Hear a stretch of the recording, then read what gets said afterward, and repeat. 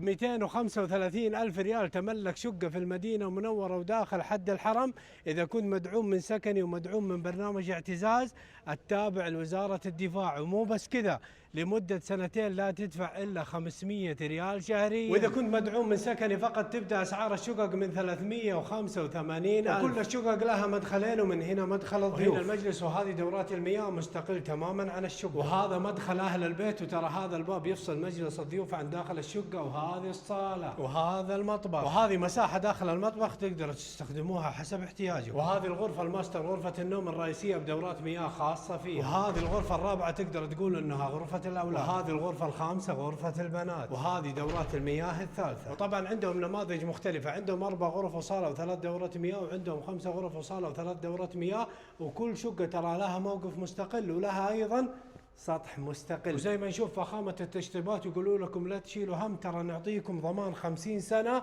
على الأمور الإنشائية. وطبعا كل شقة لها سطح مستقل فيها زي ما قلنا، وهذا واحد من الأسطح خاص للشقة. شوف السعة والشراحة، وترى عندهم ضمان شامل لمدة 3 سنوات، أي عطل يسوونه لك مجانا. موقع المشروع في شوران، وزي ما قلنا داخل حد الحرم، وما يبعد عن العالية مول إلا 5 دقائق.